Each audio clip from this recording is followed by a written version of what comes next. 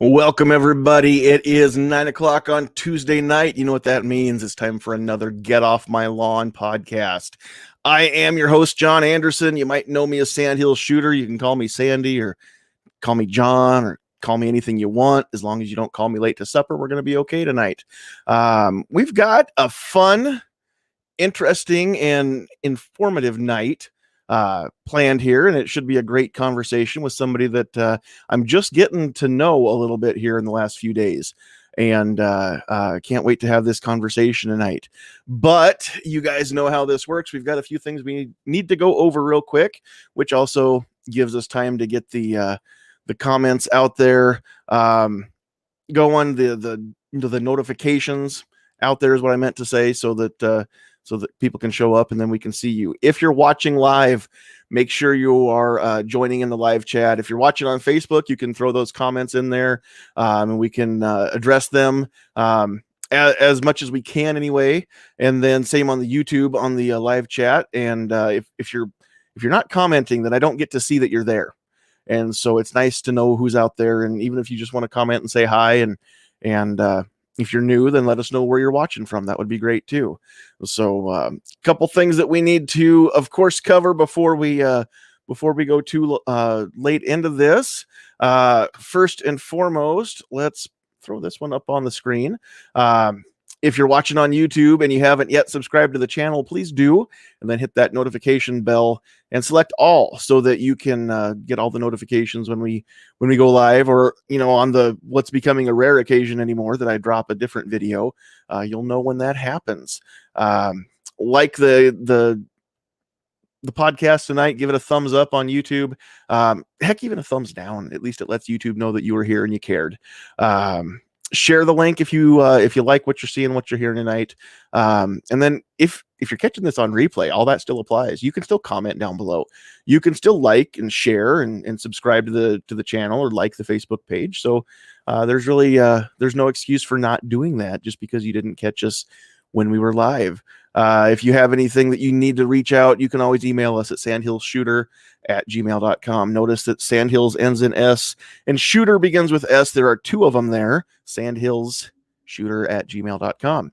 Another thing that we are very proud of, we are, of course, part of the Self-Defense Radio Network. You can find this show along with some really awesome shows over there at sdrn.us.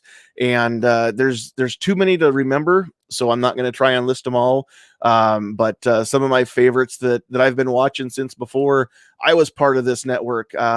Gun Freedom Radio is really great. Riding Shotgun with Charlie is really great. One of my favorites. And I'm not just saying that because he's one of our sponsors.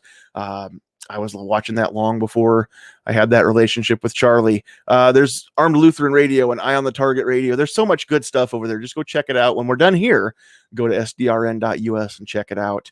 And then, of course, if you like the cool Sandhills Shooter gear, we've got some hats. We've got some stickers with my logo. And then the big thing is, for those of you who are unaware, my wife is going through a battle with non-Hodgkin's lymphoma. So we've got some green ribbon stuff. Lime green is the color for non-Hodgkin's lymphoma awareness. So we've got some stuff with lime green ribbons. Some of it says "Not Today, Cancer." Some of it says "Her fight is my fight." You can pick and choose. There's t-shirts for men and women. There's hoodies, there's hats, there's coffee mugs. You can get all of that at blackswantactical.com. So our friend Crumpy has got us hooked up over there on his website. You can get 10% off your order if you use the discount code Sandhills. So, all right, we are gonna, let's see, who do we have out there already in the comments tonight? There's a few people showing up. Calaveras was out there, says he's first. Gunpowder Beauty was second. Seven Wonders, Pat Hirsch, MKJO, Keith Gregory, Polite Society Podcast is out there as well. And my bride is actually in the chat. I don't know how long she's going to be in here because she is not feeling well. She's not with me in the producer's chair tonight. She's upstairs in bed. So nice to see you, babe. I'm glad that you're here. But you guys know how this works. Normally she does the typing in the chat while I do the talking, but we don't know, or I don't know how long she's going to be awake. So if she's not out there, that's what's going on. All right. And MKJO, thank you for the support there. He's saying that her fight is his fight as well. So we love seeing the support. Okay, let's introduce the folks that we have here waiting in the green room. It's not just me tonight. We do have some special guests and some not quite as special guests, but don't tell them I said that. So let's see. We're just going to go through the room here, kind of the way that I've got them arranged on my screen. First, we're going to say hello to Calaveras 32 Special. He's coming to us from that West Coast country behind enemy lines. I've got to say I admire the fact that you're not willing to cut and run. Because this guy, let me tell you, folks, this guy has the attitude that I think is just right. If he doesn't stay and fight the good fight, who will? It's not all about cutting and running when you live in a bad state. You can't just assume it's a lost cause. So, Mr. Pickle, how are you tonight? I'm doing all right. A little tired, but as for the cutting and run, I wouldn't cut and run due to the politics. That's for if I were to leave the state, it would be for financial reasons, not political. But that's a different topic entirely. Sure. I do appreciate the invite. So I don't know if that's foreshadowing or not, and we're not going to put him on the spot tonight, folks, but who knows? No. Maybe one day he'll get a job offer that will take him out of the state of California. But I'm glad that you're there. No, California needs good people, and I don't care what your wife says. In my book, you're good people. Well, that's for my loving wife is a big part of why I stay here as well. That's for her and, her love of family. So, yeah. Absolutely. All right. Next up, we've got somebody coming to us that is fast becoming a regular here on the podcast. He is holding it down from the south central part of the state of Nebraska. We've got Pat and Lily. Hi, Lily. How are you? Say hi. Evening, John. How are we all doing tonight? Doing great. Thanks for being here. And I see over there on the side chat you offered to keep the list, so I will let you do it. All right, I can definitely do. I can do a little double duty tonight. I can multitask, even though I am a redneck. Right, you are nowhere near as good looking as my best half, but you'll do in a pinch. and you've got a cute munchkin there, so yes, I do, and she knows it. So look out, y'all. All right, good thing her mom and dad both know how to shoot. That's all I can say. Yep, exactly. All right. Moving right along here, we've got somebody coming to us from an undisclosed location in also mostly enemy territory. Up there in that New England area, we've got Charlie with us. You know him from shows like Riding Shotgun with Charlie, possibly the Gungram guy. And whenever we talk about this guy, I've got a point right here because Charlie every week is riding shotgun with me. And not very many people get to claim that. How are you, sir? I am living the dream, man. I love it. Thank you. Thanks for having me. I'm glad to be here and happy to be on with everybody tonight. Absolutely. All right. And then also joining us from the state of South Dakota, my neighbors to the north. He is listed here as media demigod, but I thought wasn't your title supposed to be king of all media? Or something like that. That's Howard Stern, and everybody knows I'm better than Howard. Okay, so we've gone above king, and we've gone up to partly god status. I get it now. Exactly. Makes sense now. Okay, he's like the Hercules of new media. So Paul Lathrop is joining us. He is the head of the Polite Society podcast. He's the creator of the Armed Society podcast as well. He is the creator of the Self-Defense Radio Network. But you guys that watch this regularly know I wasn't just saying that tonight just to kiss his butt because he's here. We are very proud to be part of that. And Paul is also director of new media, or deputy director of new media for Second Amendment Foundation, which is, if you've heard of Alan Gottlieb, then you know who S.A.F. is. So after that mouthful, how are you? Doing great, man. Glad to be here. Been several weeks. I've been a little busy and I gotta admit, man, you're a little bit after this old man's bedtime. So that's those of you that were following along, and I don't remember which Facebook group it was now, but But Paul actually said he had permission from Mrs. Paul to be up past his bedtime and be on the show and goof around with his friends tonight. And then she came along and said that was next week, actually. So I'm glad that she let you out for 2 weeks in a row now, or the first of 2 weeks in a row. Exactly. So you'll have to tell her that we appreciate it. All right. And before we introduce our keynote speaker tonight, I do want to mention that we are going live on both YouTube and Facebook, because we have some sponsors to do the pro version of our streaming software now that lets us do that. So this week's episode, believe it or not, it is completely coincidence that it rolled around to be his week this week because he's here. But this week's episode is sponsored by Riding Shotgun with Charlie. Riding Shotgun with Charlie is a great interview show that brings you right into the heart of intimate conversations where you can be a fly on the rearview mirror. The show's host, Charlie Cook, talks freedom, firearms, and anything related with guests from all over the country. Filmed within the safe confines of Charlie's stagecoach, which is also known as just his car. It's not an actual stagecoach with horses, although I can't wait to see that episode if it ever comes up. Passengers open up about their lives and what is on their mind. Riding Shotgun with Charlie is available on YouTube, Gunstreamer, and the OpsLens app, and most popular podcast platforms. You can also visit Charlie on the web. And I always forget to put this up on the screen. I'm sorry, guys. WritingShotgunWithCharlie.com. And be sure to check out his cool swag page. You can get the t-shirts, the stickers, the patches, and more. You can actually have one of these and have Charlie ride shotgun with you as well.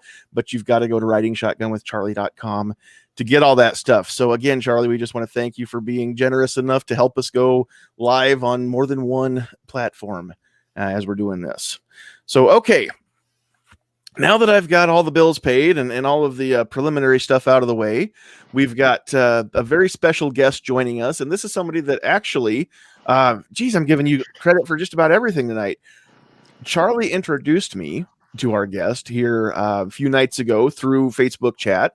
And we've just been kind of getting to know each other. And I decided that this is something I would definitely wanted to have him come on the show and just talk about what he's doing out there in the Pacific Northwest and a little bit of the Southwest. So without any further ado, we've got Derek LeBlanc with us. And rather than me get everything goofed up, I'm just going to let you tell us who you are and what you do. But Derek, you're the founder, correct? Yes, I'm of the Kids S.A.F.E Foundation. Yes, sir. Hi, I'm Derek LeBlanc, president and founder of the Kids S.A.F.E Foundation. We're a 501c3 based in Oregon, and so we teach firearm safety and accident prevention to kids.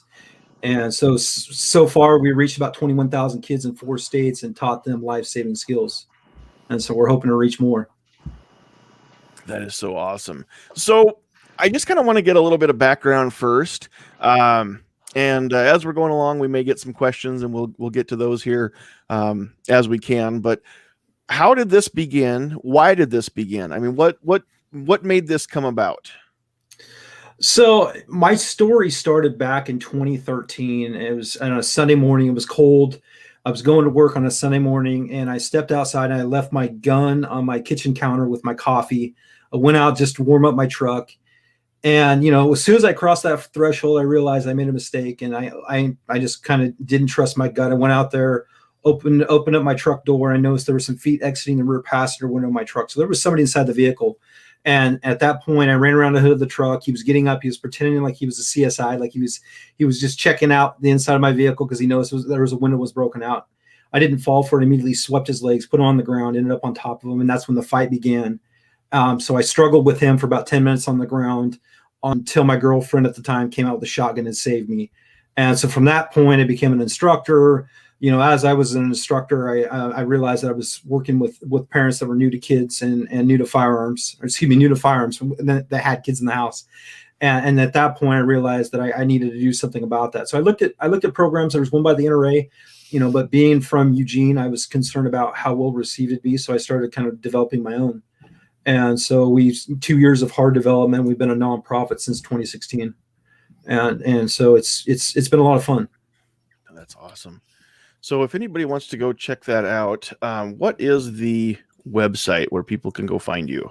So they can find us on our website, kidsaffefoundation.org. There's 2 S's in there. and you'll see a yellow screen, and then you'll see some kids. So we have a lot of fun. Everything we're doing is promoting, responsible gun ownership. We're also promoting our 2A rights, and we're also teaching safety and teaching the next generation of gun owners. And so that's something that we do. We take a lot of pride in. That's very cool. I will get that out there in the chat on Facebook and YouTube both, so people can click on that link and go check it out as well.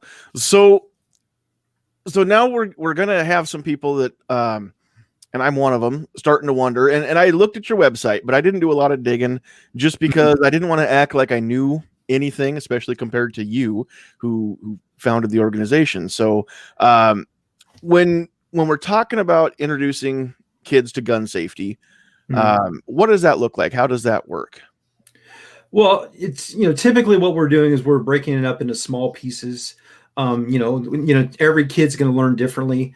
And so it's a little bit easier to reach younger kids with just smaller bits of information. So, we're starting kids as young as, 3 and 4 years old, and we're teaching them the basic, what to do if they ever come across an unsecured firearm. So we're talking about similar to Eddie Eagle stuff. It's stop, don't touch, run away, tell a grown-up. It's similar to that.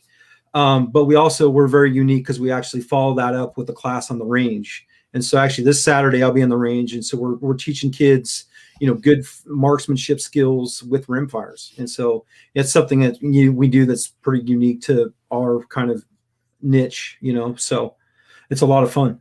I like that. That sounds awesome. So, so right now you're mostly, doing this over in the Pacific Northwest region. You said you're in Eugene, right? Which is in Oregon. For those of you that aren't college sports fans, you might not know where Eugene is. Yeah. So as far as that goes, how far of a range do you actually, or how big of a footprint do you actually cover with the things that you're doing right now? Well, typically wherever I go to a conference, I do a class. I'm a Bass Pro Shop Cabela's pro staffer. So typically wherever I go, if I have enough time, I plan a class at one of their locations. Right now we're in the final development stages of our trademarking and copywriting. And so I'm hoping to have it finished within a month or so. So I'm hoping in the next couple of months, I'll be able to, onboard instructors from all over the country and truly, make a difference and grow and turn 21,000 kids into, 1 million kids. That's how we're going to kind of make a stand for, our constitutionally protected rights is through, teaching the generation that, and we want to teach, facts over fear, and in our guns, if used properly, they're not dangerous, they're not scary. And so, that's, we're going where we're going next. Okay. So now I've got a question. And for those of you who are watching and listening out there, Derek and I haven't gone over any of these questions that I'm peppering him with. We're just kind of hanging out. And if anybody has questions out there, please drop those in the chat so that we can field those as well. But so one of the things that I talk about in here quite a bit, and not just in here, out in the real world too, is trying to find that medium where we want kids to understand that guns aren't scary, right? And we want to take the mystery out of it so that they're not tempted to go dig through and try to find the key to the gun safe or whatever it is when mom and dad aren't home. But at the same time, we also want them to understand the potential destructive capability of said firearm. So whether it's part of what you actually teach or just coming from your own perspective there, I mean, what's the best way to do that? How do you accomplish that to teach them that it's not scary, but they definitely need to be respected and handled responsibly? Well, the biggest thing that we do is we get down to their level. We don't talk at them, we talk to them. We engage them in conversations in a way that they're going to understand the information. That's what makes us very unique because, I'm a big kid. I love my guns. I started shooting at a young age. My dad started me at 4 with a Red Ryder, and then gave me a pump action shotgun when I was 5, which I still use the shotgun in every class to tell the story, to kind of remember my father, but also to teach, important skills when it comes to how I, safely handle a firearm, and everything's about, giving those kids good information at a young age, it could contradict what they're getting from either YouTube or video games or the media. And a lot of times, there's people that are coming to our classes that have zero knowledge of firearms. And so this is why it's really, really important to be able to, give them good, relevant information that'll help keep them safe, and also kind of maybe pique their interest. A lot of times, we have about 42% of all the kids that come to our classes, they do not have guns in the house, but their parents see the value of safety. And that's what we're kind of preaching here and I've modeled this program similar to water safety, because in the country, we teach every kid how to swim because we don't want them to drown.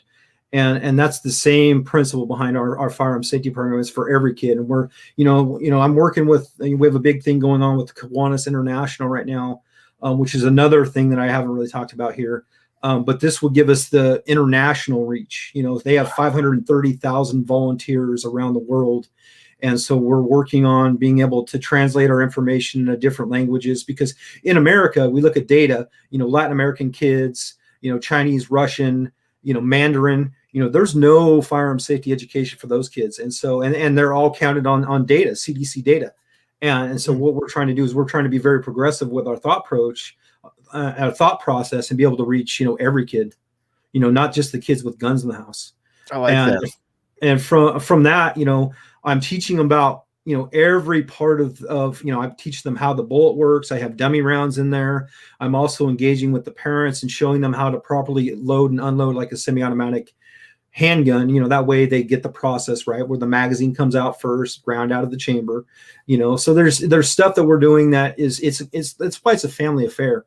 And the whole point is, with those 42% kids that don't have guns in the house, of that, about 25% actually come to the number 2 class, right, which is on the range. Mm-hmm. And then from that, we have about 10 to 12% that actually buy firearms so they can continue the education with us. And so amazing. Yeah, so we're actually converting non-gun owners into gun owners. And so that's what's really, really important to help safeguard our rights and show the fact that, as gun owners and a gun organization, is that we do care, and we're trying desperately to help the community and help the country. And we just need an opportunity to do so. Right now, unfortunately, the red shirts control the ball. And so it's hard for us to get a word in edgewise. And that's what I'm going to keep fighting till we can, get that seat at the table. So, well, and there's just a lot of stuff I actually want to bring up that you just mentioned there. I think it's awesome that you said 42% of your attendees don't have guns in the house right now. Mm. And that's something else that we've talked about here on more than one occasion. Is it is so important for people to learn safe and responsible gun safety and gun handling skills, or at the very least for kids to learn, don't touch, go get an adult, or whatever it is, depending on their age level and their maturity.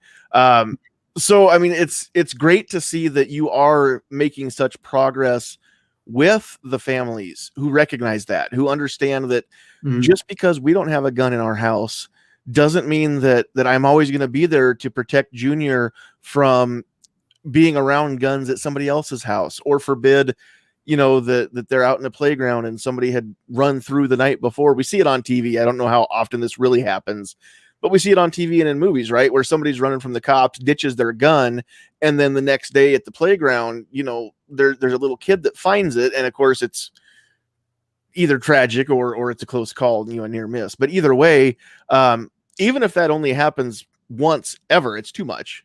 And it's great to see that so many people who don't have guns in their home still value what you're doing and send their children to learn what to do in case they are around firearms, and just recognize that, again, the demystification part of it, I think it's I don't see how you can quantify that. It's so invaluable, so priceless. Well, the part we can't put a value on that. Right. Every child is unique. Every child is special, as everyone else, and so, but we have to give them that opportunity to have this education. And currently what's happening in politically, I don't know how political you get, but I'm following everything that's happening national. Sure. And when we go into states, we go into California for events, there is zero opportunity for education for those kids.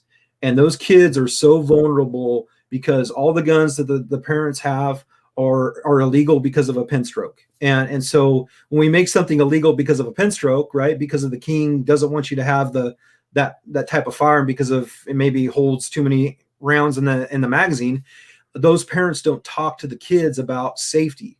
And so when we're into doing these events in California, other places, there's zero opportunities for education. And so that's what we're trying to bring to the forefront is we, just because you might not like guns or you might be afraid of guns doesn't mean your kids can't come in contact somewhere else. I have heard of them coming in contact with a firearm that's been discarded and that was used in a crime. Mm-hmm. That does happen. I also hear a lot of times where kids go over for play dates, and you might be safe as a parent in your own home, but when your kids go over there, those parents might not share those shared values. And so that's why it's important to have a conversation with those parents and, be very careful with the way you word it. Obviously don't ask them if they have guns in the house, because you might not get a good answer for that. They might get defensive, but ask them if they have maybe any unsecured firearms. That way you're kind of coming from a place of you care about the safety of your child when they're in their care. And I kind of use the analogy where you don't want them driving around drunk with your kid. It's kind of the same thing. Both can be fatal if not practiced carefully. Absolutely. So, no, I love that. And that's something, again, that we've discussed at length here is if you're not willing to talk to your kids about a specific issue, whether it's guns or sex or drugs or rock and roll, right? Whatever it is, if you're not going to talk to your kids, don't worry, because there is somebody that's willing to do it and that will do it. And what I mean by that is not you. I mean, there's their peers, right? I mean, how many of us have buddies, and we're all males here in the panel tonight. How many of us have buddies that we learned or thought we learned, so much about the birds and the bees from, that as adults we found out that's not actually how it works, right? But we trusted our buddy because he was a year older than we were and so much smarter and knew these things, right? It's the same way with drugs. It's the same way with firearms. It's the same way with anything in life. If you want your kids to know the correct information, then it behooves you as their parent to get them the correct information. And you have to judge how much of that information they're ready to receive, right? I get that part. But at the same time, do you have, you said you talk to kids at their level and to them and not at them or down to them. So do you have differing methods or differing approaches based on age groups? How does that work? Do you have kids of all ages in one group? Yeah. So typically, our like I have a class tomorrow night, then there'll be kids that are 4, there'll be kids that are 10, there'll be kids that are 12, so they're going to have different, this one's going to be in Junction City, which is north of where I'm at right now, but there's a lot of guns out there. There's a big farming community out there, and so there's lots of firearms. So a lot of those kids are well versed with firearms. So basically what we're going to be doing there is we're just going to be kind of fine tuning them, answering any relevant questions that they might have, and we'll talk about other stuff. Like we talk about Nerf gun safety, airsoft safety, video games, video game violence. That's something we talk about as well. And we also cover anti-bullying. And so what we're trying to do is we're trying to give parents and families and the kids all relevant information when it comes to the safety of their kids. We're talking about online safety right now, it's a huge problem with trafficking and grooming. So we're trying to be really kind of broad based with our approach. That way we can reach as many kids as possible and hopefully impact them in a positive way and get them involved in the shooting sports. Absolutely. And I'm not a parent myself. I don't have any kids, but I'm an uncle and I've got a lot of friends who have small children. And it seems to me when it comes to video games and things like that, the scary thing isn't the content of the game, right? I mean, I know that I don't know anybody that can't differentiate between the fantasy world of a game and real life, and that you don't actually get to respawn if you die in real life. Yep. Most kids, by the time they're double digit age, they grasp that. right? They understand. And but the scary thing is the voice over IP section of that video game, where anybody can be talking to them and make them think it's somebody that's their own age. And we know that the predators are out there just looking for the easy pickings, right? The easy kid to single out from the herd and cut them from the herd. And maybe that's the kid that's getting bullied. You know, I mean, these predators, they're good at what they do. And so I didn't realize that you cover all those different aspects. It's very great to hear that it's not just the firearms that you're looking out for these kids here. Yeah, and I mean that's what's going to make us more well-rounded, more well-received. You know, there was a kid that came to a class about a month and a half ago that, you know, we were talking about video games, video game violence, and, you know, going through the kind of the presentation, his mom raised her hand and said that, you know, it kind of explained the situation they had just gone through the previous week, and that's why they joined us for that class. Is her son had met a friend online, a quote unquote friend online, and so as I was kind of listening to the story, you know, I heard that her son admitted that, you know, sometimes his friend's voice sounded kind of weird, and he thought it was just kind of a glitch in the video game. Well, you know, the kid was 12 years old. They exchanged their cell phone numbers. And so they would text back and forth. They would play games online. Well, one Saturday morning, you know, it was East Coast time that friend called her son, and, you know, he was still in bed. It was 7:00 in the morning here. She picked up the phone and it wasn't a boy. It was a grown man. And so, you know, that's what we're kind of like, we're talking about trafficking. We're talking about all sorts of different things that make our kids vulnerable. And, you know, the firearms, you know, obviously we lose 8 to 9 per day across the country, which is something we're actively trying to fix and help. But there's so many more kids that are falling through the cracks because of, you know, they're being detached. They're being groomed. You know, we have a kind of an altered sense of reality right now with those video games and, you know, online learning. You know, so it's really changed the way our kids are learning and the way, you know, adults and kids interact with one another, you know.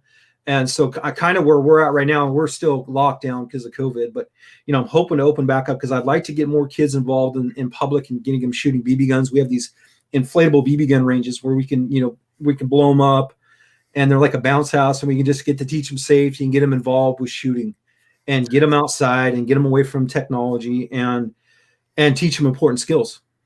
That sounds amazing. And I hadn't given it too much thought either, but so my day job, my 9 to 5, my 8:30 to 6 is I work in a cell phone store. And in the last year and a half, we've seen a ton of families who didn't even have home internet. They had smartphones, right? But no Wi-Fi in the house. Now, all of a sudden, we've gone from people that maybe were trying to shelter their kids and you know, keep them accountable for how much time they spend online or on social media.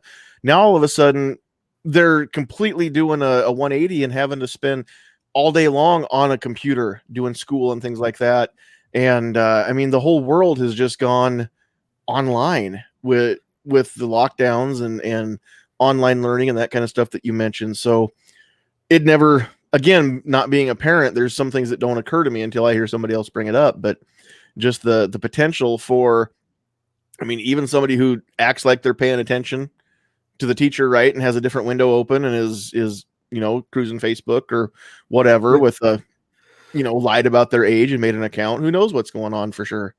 And I mean, that's the hardest part about what we're living like in Oregon right now. You know, we have to wear a mask indoors. You know, there's all this oppression where, you know, you can believe it's real, you cannot believe it's real, but what we cannot argue is the way it affects our children. And it's affecting the way they're learning. We have a, you know, higher rate of domestic violence. We have a higher rate of child abuse. We also have a higher rate of teen suicide because of we as humans, we need that interaction, right? That human contact. And that's what, you know, social media and the video games that's kind of taken away from our kids, you know. And, you know, Charlie Cook, you know, when I was with him a couple weeks ago, he explained, you know, his struggles as being a band teacher. You know, everything is, you know, not every one of our kids learns the best in front of a computer screen. You know, some kids are going to learn better when they're hands on. And I find that, you know, if we're having issues in class where they're having problems paying attention, it's like I need to try something different to kind of engage with them, to kind of bring them back to what we're talking about. So it's definitely a challenge. Yeah, that's very much true. Real quick, and since we mentioned Charlie, we'll let you go first. But does any of you here on our panel have any questions for Derek, or things that you want to mention? And we don't necessarily need to go around the horn, but since we put you on the spot there, Charlie, we'll let you go first. I gotta say, I appreciate all the stuff that Derek does, and this man works very hard for his group, and you can see it in everything that he does.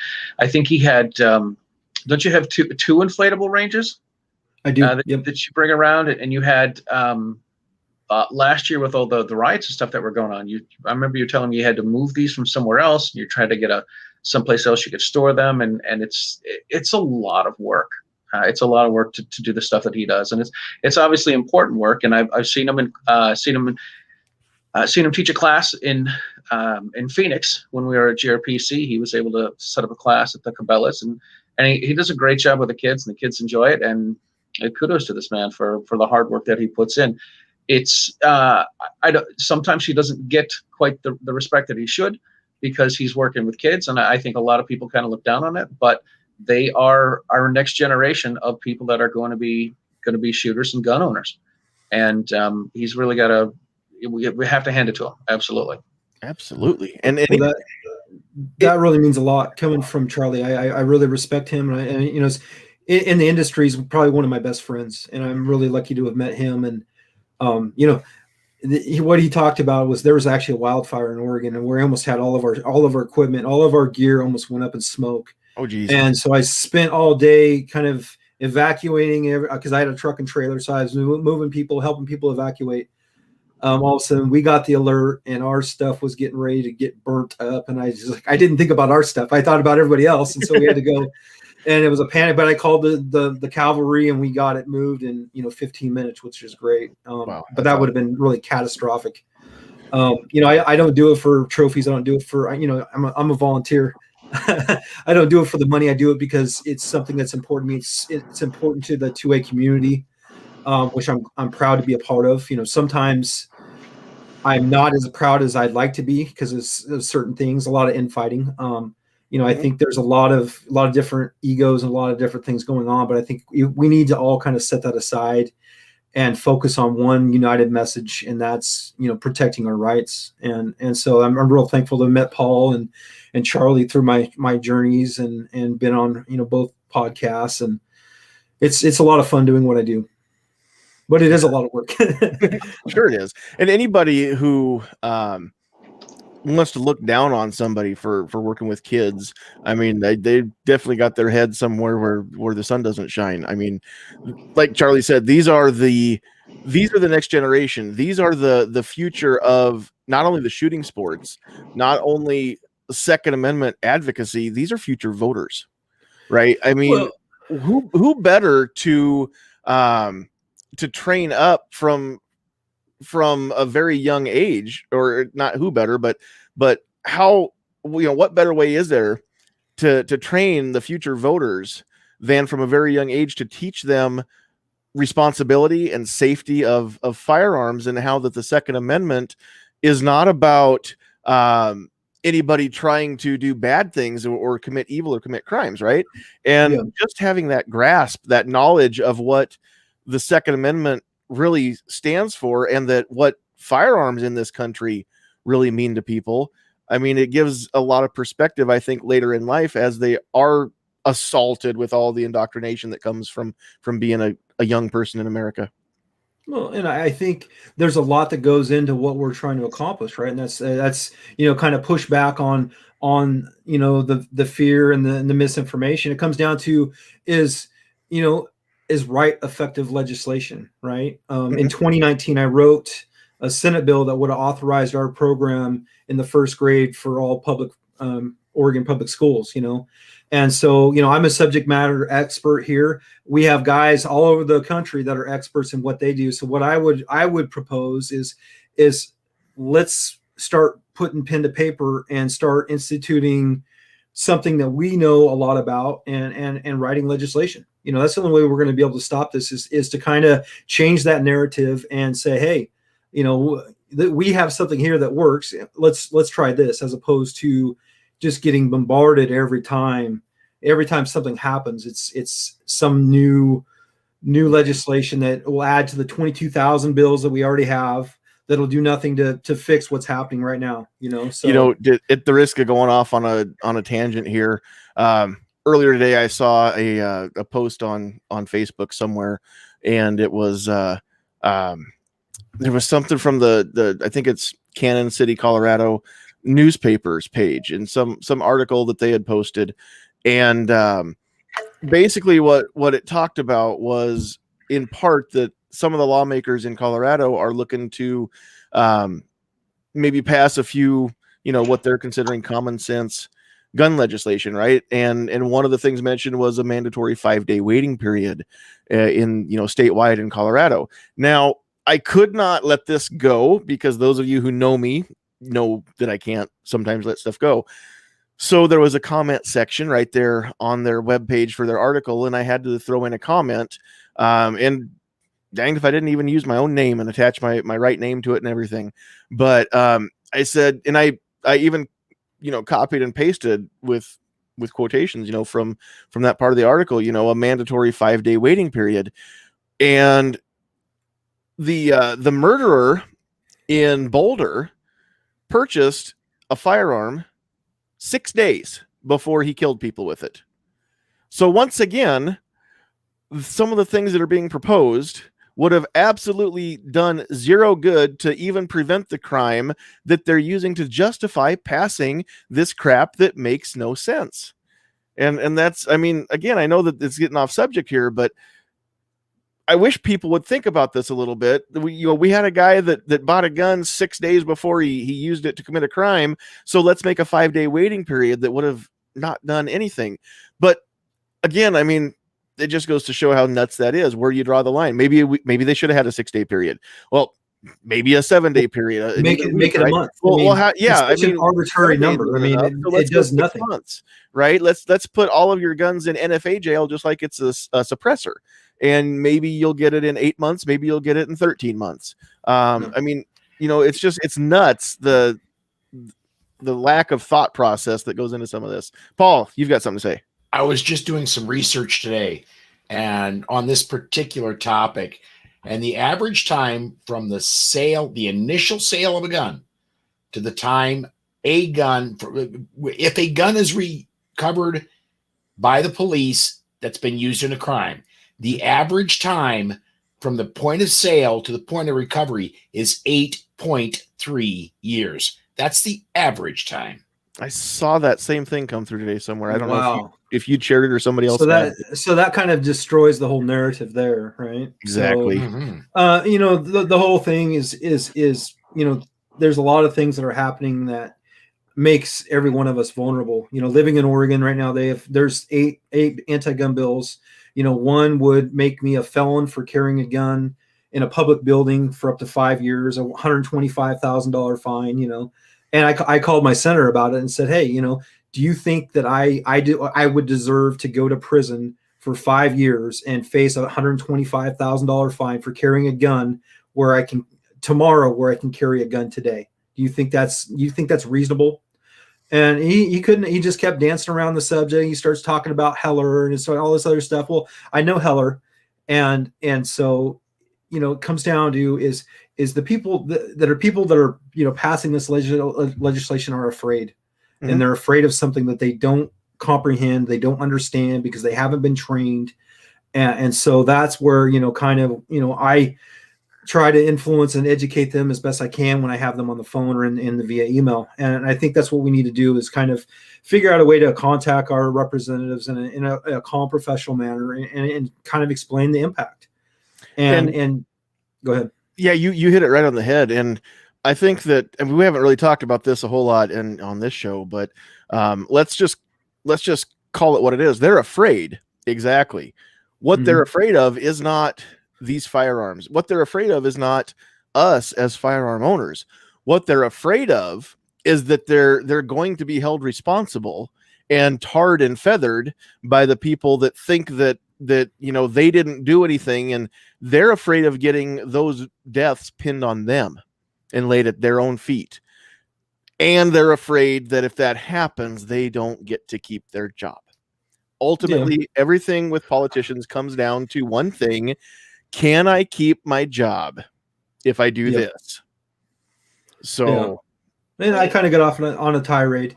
Obviously, okay. I try to stay pretty apolitical, because our program is apolitical. But I'm seeing things that obviously in the gun rights movement that kind of intertwine with what we're trying to do, and actually makes it harder for us to teach safety for some of this stuff. And so, I think, we need to shine a light on that and bring awareness to the fact that, just bad legislation could, make all of us vulnerable, make our children vulnerable. And so we just need to be able to have a conversation, well, and not only that, but there are, I would assume, depending on which state we look at, there may be legislation proposed that will make it harder to do what you do as you do it right now. Yeah. Right. Just having that second class for kids and having firearms available, things like that. All of our guns have a detachable box magazine. And so that would make all of those illegal. So it doesn't do anything to really help save anyone. It's a knee-jerk reaction. And so, how do we change that narrative though?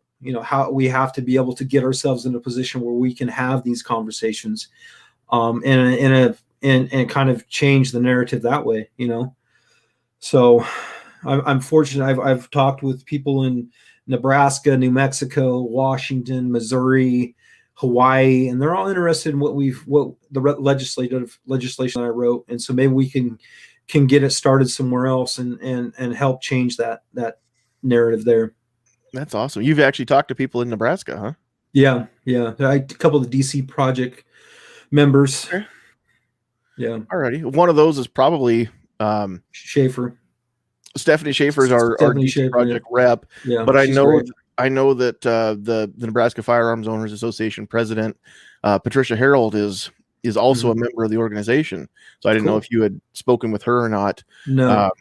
I'm also this is where it gets fun, because Paul, I understand where you come from sometimes with some of the things that you do online. I am director of media for Nebraska Firearms Owners Association. When I am on this channel, when I am on the Sandhills Shooter Facebook page and the YouTube channel, I am not John Anderson, the NFOA board member and representing NFOA, even though I'm proud to be part of the organization.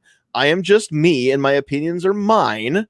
And if I run my mouth, it's not anything to do with how NFOA feels as an organization or any of the members or the board members. It's just me.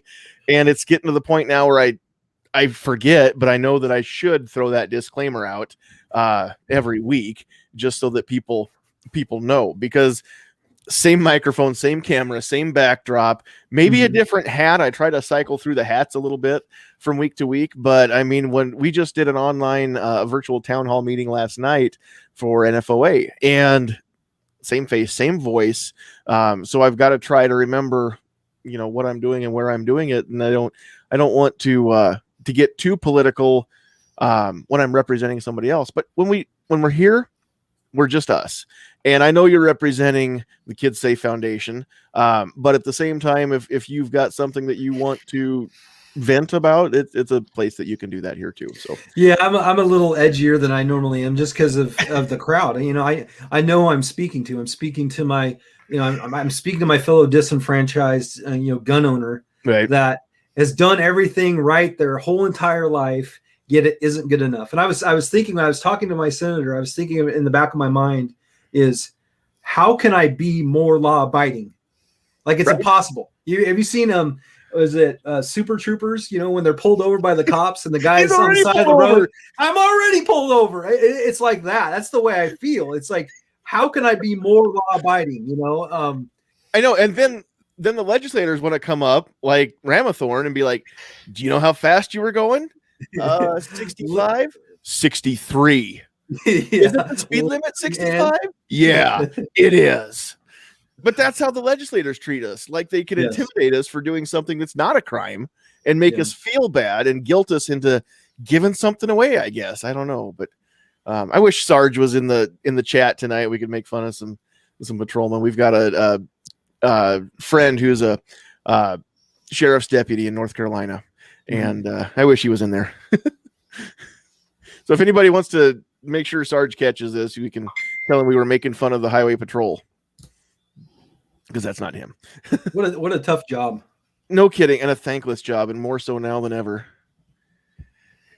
Yeah, it's been quite a deal. So again, I'm going to put you on the spot just a little bit, and you anything that I ask, feel free to decline to comment, or whatever. You said that you're a Bass Pro and Cabela's Pro staffer, so. What do we need to do to get you to one of the Nebraska Cabela's locations? Which I'm proud to say that Cabela's is a Nebraska company. It used to be a Nebraska company before they got into trouble, and Bass Pro owns them now. But they were based in my state and founded in my state. So how do we get you here to do stuff in my state? Well, currently we're in the final process. We've been in talks for about a year. With Bass Pro Shop Cabela's.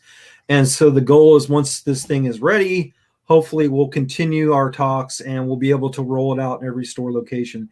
And that's kind of where we're going, is we'll be able to, engage their staff to teach what we do in their store locations, because it's a benefit to them as an organization, as a company, especially one of the biggest gun retailers in the country, is it shows responsibility to the public that they serve, that they care about the kids, and so everything, COVID, the legal process has really slowed everything down. And so I'm hoping to get back on track. I got word last week that our trademark was approved, and so now we're just in the comment period. So I guess I shouldn't have said it here. I should have kept it quiet, but that way somebody doesn't challenge of the trademark, I guess. So the good news is, just to put you at ease a little bit, every week when we do this, we go out live to tens of people, Derek. Perfect. So, perfect. There may not be that many people watching out there listening that are willing to challenge your trademark. I think we're going to be okay here. And don't challenge his trademark. Come on, don't be a jerk.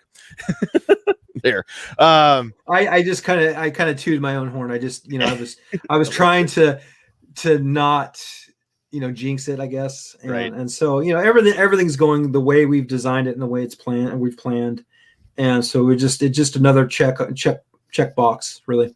Sure. Now we lost Calaveras. He had to jump out of the chat here, which would have been cool. I wish I'd have shut up and given him a chance to talk before he left, because he's in Northern California, so he's really not that far from you. There's two different Californias. There's a northern. There's a northern Jefferson, which is, there's a lot of guns. There's a lot of guns that they don't know about, and so yes, to the resistance, I guess I should actually. To the resistance, right? The freedom fighters, right?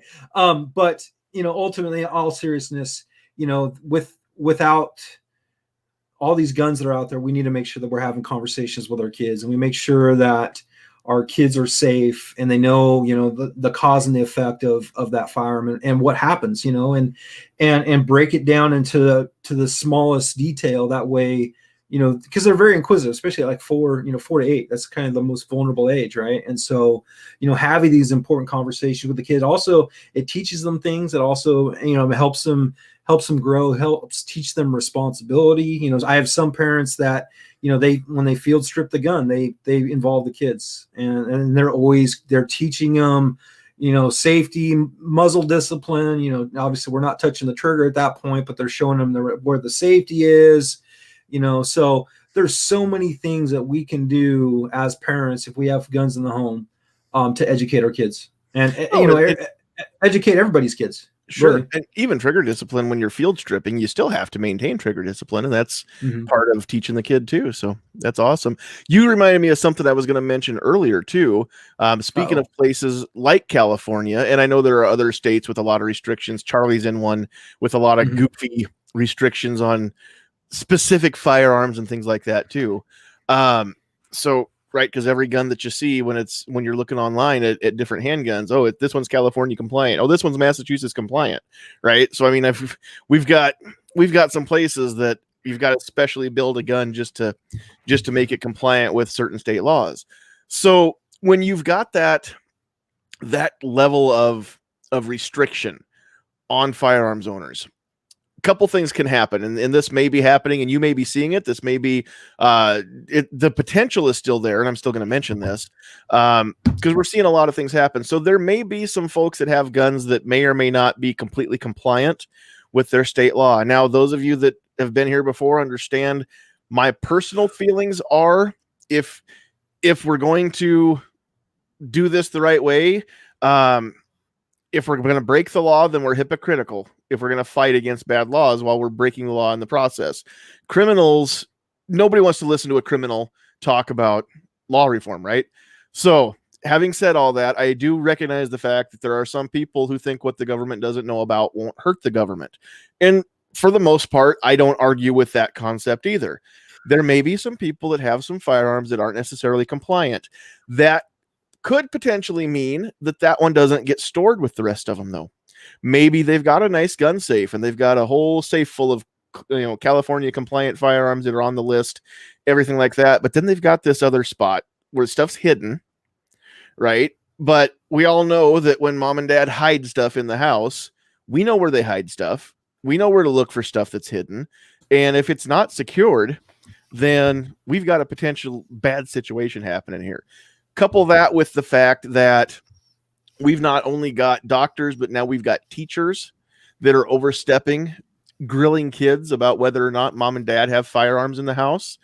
And if the kid is old enough to know the difference between what's legal and what's not, then mom and dad don't want the kid going to school and telling the teacher, well, not only does my dad have guns, but he's got guns that will get him put into jail. Yeah. So again, those get hidden from the kids, or they think they're hidden from the kids. And again, we've got a potential for a bad situation where things aren't locked up and secured the way they need to be, potentially. So I wanted to throw that out there. I mean, this is something that these asinine laws could inadvertently cause harm just because people are trying not to get put into jail without just ditching something they spent hundreds or thousands of dollars on. That's what I was talking about earlier. When I go into California, like there's a total underbelly of illegal guns that they're made illegal. Like they were legal when the parents first bought it, and then they just keep taking and taking and taking and taking, and now the gun is in their possession. They have it now; it's illegal, and so now they're not talking to the kids about it, and it's hidden, and then they come across it. And so, kind of, I still got to figure out where I want to go with my stance officially, because I'm in my own personal opinion, like I want kids to know who they can talk to about their parents' guns and who they cannot talk to about their parents' guns. I'm seeing, teachers, I'm seeing doctors being weaponized against the parents, and they're using the kids for that advantage. And so I'm kind of, I had a kid the other day that said, we got 100 guns in the house. I'm like, let's be careful who we tell. You can tell that to me, excuse me, but don't just broadcast that out. We got to be really, really careful. That's kind of the unfortunate thing. Sure. And of course that kid said there's 100 guns, and there may well be 100, there may be 7, and the kid wants to make it, make their house sound cool too. So, but yeah, you hit the nail on the head. You hit the nail on the head when it comes to proper storage. Like I'm a big believer in proper storage with, technology the way it is today. There's really no reason, especially with the kids in the house, to leave our guns unsecured where they can come in contact with them. But we don't need a mandate. We don't need a federal mandate. We don't need a state mandate. Currently, right now, there's a law in Oregon that's going to be, probably going to go through, that's going to mandatory secure storage, but it's a $500 fine, and it sets up a bureaucracy for them to say what's acceptable storage in my own home, which I have a problem with, because you're a state agency. You're not the ATF. You're not the Oregon State Police. You're a health authority. You're the ones that control the doctors, and you're going to tell me how I'm supposed to have my guns, and if I don't have them properly stored, then it's a $500 fine. It's a tax. It's a tax scam, is what it is. And I don't care if it is the state police. I don't care if it's the ATF. I don't care if it's the Pope, the president, or the Boy Scout troop leader. Don't tell me how to lock the guns up in my own house, especially in my house where there are no inquisitive little fingers. Occasionally, we have nephews come to stay, or we have kids in the house, and I do make sure that everything is locked up in a case like that. Good. But on a normal given night, it's not unusual to see a pistol in a holster laying on the end table next to the couch that I took it off to be more comfortable when I'm watching TV, and I'll take it upstairs with me when I go upstairs, or I'll forget and it'll spend the night, heaven forbid, in its holster on my end table. And it's none of these have ever actually gotten out of the house and shot people, just in case anybody was wondering. But again, we don't have little fingers in our house. We've got an almost 6-month-old golden retriever who I don't dare leave things lying around because that's way too expensive of a chew toy. But aside from that, that's never been an issue. Yeah, that would get expensive really quick, right? With not having things be completely 100% locked up and secure. And the problem that I have with a mandate is, I can see that families with little kids in the house, or families with little kids that come over, like grandparents that have grandkids coming over, things like that. I mean, if you're not being responsible with your firearms and you're leaving them the potential there for little fingers to get a hold of them without supervision, then you're stupid. You're an idiot. You don't deserve to see your grandkids. I mean, I'll throw that one out there. Again, my personal opinion, nobody else has to subscribe to that. But here's the thing is the state has no business telling me that I've got to keep mine under lock and key because my neighbor has a gun and the state doesn't want the granddaughter to accidentally hurt herself or somebody else. Okay, that granddaughter never goes to my house and no kids do. So a mandate doesn't need to happen. That would be like the state mandating that we all put interlock devices on our car because, idiot out there is driving drunk. Right? Just because some people break the law and are irresponsible doesn't mean that we all need to be punished. People are okay with that concept with an automobile, which is not a guaranteed right, listed in our Constitution. But when it comes to guns, oh my gosh, we don't need to worry about, trampling on people's rights there because, they can kill people unlike a car. Right? So it's again, this dichotomy. I don't understand why it can be one way for one thing and not for another. But again, we're going off on a little bit of a side rant there, which you guys know. I'm bring it back this way there, buddy. Right? You're still on the sideline there. Right. Okay. So we haven't really given Pat a whole lot of chance to talk yet. Hi, Pat. If you have any questions or comments, we'll go ahead and let's talk. And you do have little kids in the house, so this is something. Yes. I can touch on this just a little bit. First of all, I want to thank Derek and everybody for being on tonight. And anybody that cannot appreciate the work that man does right there suffers from a severe cranial rectal inversion. Let that sink in a little bit, y'all. That means your head's pull that up on Wikipedia, will you? Hitting you with a little bit of the science there. So, anyway, smaller words, please. I'm having a hard time keeping up. Head up, rear end. Oh, perfect. Thank you. Also known as the politician's perspective. Yes, exactly. But anyway, no, I just wanted to thank everybody for being on tonight. And a lot of the things with, and I'm just coming at it from my perspective with having kids in the house and everything, and a lot of the stuff that Derek and everybody touched on tonight.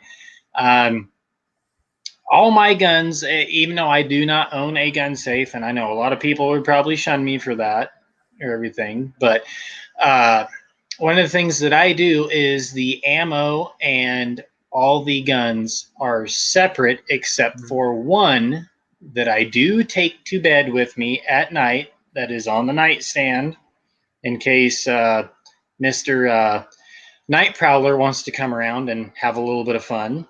So, and recently just stepped up our concealed carry game a little bit.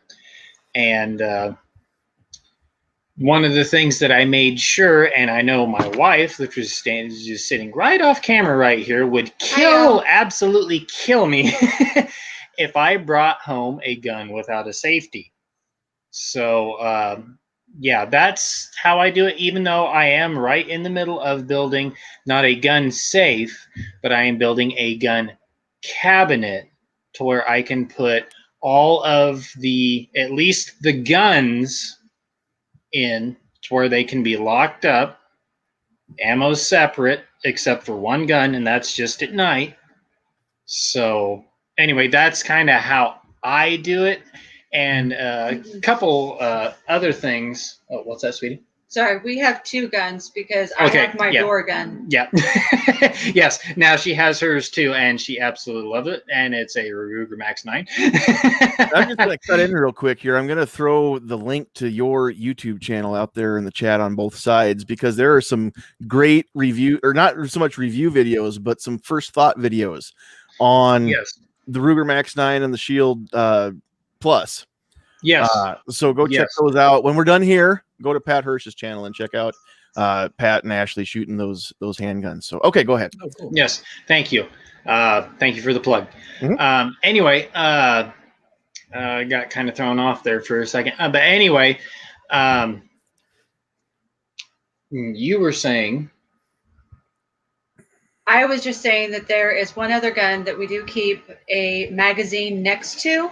It's not loaded, but the magazine is next to it. And that is my Ruger that I actually kind of conceal a little bit when I go to answer the door if it's someone I don't know. Because we have had issues here in the past, and I'm not going to be caught off guard again like that. Absolutely. And for anybody that thinks that rural Nebraska is a place that is untouched by crime, no.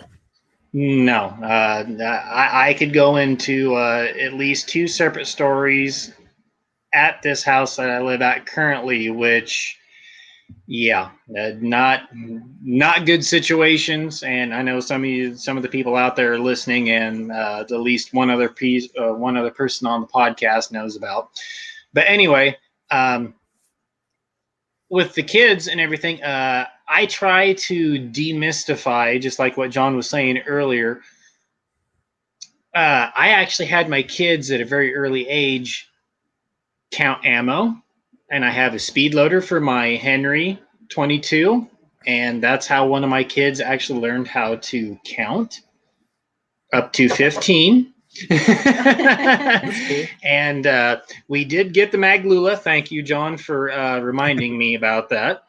And my kids actually helped me learn. I taught them how to load magazines and stuff, and their ages range from 11 all the way down to 3. So it's a lot of it, at least in my case, and just like my dad and my grandpa and everybody else before that, we've always tried to demystify it and be like, okay, this is what it is. This is what it can do. They've all seen me shoot. They know not to touch it unless I tell them that they can, or bring it to me, or, it seems like that is a lot easier way to teach kids, instead of just putting your foot down and saying, no, you cannot touch this. You cannot look at it. You cannot have it. Yeah, because the worst thing you can do to a kid is say, no, you cannot look at this. You cannot touch it. Right. You can't think about it. What do you normally say? The burner's hot. They go touch the burner. You know what I mean? Exactly. It's just basic. And I do want to mention, for anybody who is who's getting in, maybe you're new to the gun world, but you're not new to being a parent. So did you catch that pro tip, all of you with smaller children in the house or in your life? If you make it fun and make it a game, you'll never have to load your own magazines again. So pro tips from Pat. Exactly. The little ones can do all the work. Oh, gosh. You heard it here first, kids. So out there on the YouTube side, M. Gabriel says, "Do not teach your 3-year-old how to load your MG42." Yeah. I don't see a problem with that, actually. Maybe not how to load the rifle. Do you have a follow-up video there, Gabriel? Right? I'd love to see that. Can you teach the kid how Well, yes, to load actually. ammo into a belt? Yes. Can you teach a kid how to build a link belt? That's I do. what matters. Yes. I do know a kid here in Oregon that probably could do it. His parents are well versed. So There you go. That's awesome. Yeah, that might be a little difficult on the MG42, but yeah, I know at least my 6-year-old could. He's got enough of an engineering background mind like his old man that he could probably do it. Wouldn't take him too long to pop that thing open and see where the belt goes, huh? No, probably That's not. That's awesome. Well, that gun was made to be easy to run, right? So I mean, it doesn't take a lot of plan to even figure out how to switch the barrel on one of those. I've actually shot one of those. It's a lot of fun. Oh, I used to like you, Derek. Pretty No, I'm serious piece of equipment. That's on my bucket list, is to shoot Hitler's buzzsaw sometime. So I marked a few things off my bucket list last fall. I got to shoot the Barrett, and I got to shoot what else did I shoot? I shot a Thompson finally. But yeah, the M3 grease gun, which is what my granddad carried when he was a half-track driver in Belgium, and an MG42. Those are still on my bucket list. I'm going to shoot one someday, and a minigun, maybe, if I could ever. My problem with shooting a minigun is I know where I can go and I can shoot it, but I can't afford the $1,000 for the 20 seconds worth of fun. So that's the problem there. All right. I don't have a whole lot of comments or questions coming through out there in the chat. So I don't know if everybody fell asleep. Maybe we're boring everybody. Maybe they've heard all this stuff. But Derek, is there anything that you want to talk about that you were hoping I would ask and we haven't asked yet? Well, I don't know. I didn't think about that. That's a good question. Normally you guys have the questions, and I just come and try to. Oh yeah, no, this sounds somewhat coherent. This isn't actually a professional podcast. I didn't know you didn't. Okay. I didn't know you didn't. Oh, know. I dang could have it. warned you, but I thought maybe Charlie would have warned you ahead of time. That no. I honestly didn't. I didn't know enough to know even which questions to ask. So I like things when they just kind of go naturally, and our conversations go where they go. Which is usually how we do things here, and I think it's more real that way, and I don't ever want people to think that we're being somebody that we're not just because the camera's on us. So those of you that have been around me when the camera's not on me, it's I'm still me. So I think it's just getting other people involved from around the country and letting them know kind of what we do and how we do it and kind of where we're going. In the next couple months, once this whole legal process done, I'm going to be reaching out probably through different podcasts and different forms of media to kind of engage with other instructors and get them involved and see how they can help kind of make a difference in their communities. Because ultimately it's about just kind of growing the message and, just showing, what we do works. And I think that's going to be more proof that this is a viable solution for our kids going forward, as opposed to any kind of restriction or regulation or anything like that. So that's kind of where I'm going next. And I can tell you this much too, even though I am only 1/7 of the decision-making people on the NFOA board, I can tell you now that I want to find something that NFOA and Kids S.A.F.E Foundation can get together and accomplish too here in Nebraska. Awesome. Whether it's something through Cabela's and Bass Pro or something that's not through there. I definitely want to I want to do more things now that I'm involved with NFOA. I want to do more things across my state. We're doing some stuff coming up, and I'll talk about that when we close. But we're doing some stuff here in Northeast Nebraska just to get people aware that there even is an NFOA. And which is why we'll talk about it at the end, because people that aren't from Nebraska don't necessarily care to stay for that part. But I want to make sure that we've got awareness of what's going on, and not just my organization, but I just want to get Nebraska's gun owners off their butts and willing to do more things. And if we can make it about their kids, I cannot see any reason why people wouldn't be willing to get off their butts. Yeah, there's going to be a few that are like, well, my kids, my kid doesn't need to worry about any of this stuff because I've raised my kid right and I trust my kid. Well, that's great. Do you trust their buddy that they brought over after school to your house? Yeah. Because who knows how that kid was raised? Everybody's kid has that one friend that you wish that they would just not be friends with, right? So, and if you don't have kids, then you understand when you were a kid, you had that one buddy that your parents just wished you wouldn't hang out with, or you were that buddy, maybe, I don't know. But just because your kid is responsible when you're around, trust me, kids don't always make good choices even when you expect them to. And I don't know anybody short of Joseph and Mary. I don't know anybody that ever raised a child that never tested their patience. And again, this is all coming from a non-parent, so take that for what it's worth. But I am also a big kid. I'm a 40, almost how old am I? Almost a 42-year-old kid. And so I've got a lot of experience at being a kid, and maybe being a touch on the irresponsible side myself sometimes. So, all right, Paul, were you wanting to say something here a little bit ago? I was going to ask Derek a question. You've been around this a while. I've known you for a while, Derek, and you've trained a whole lot of kids.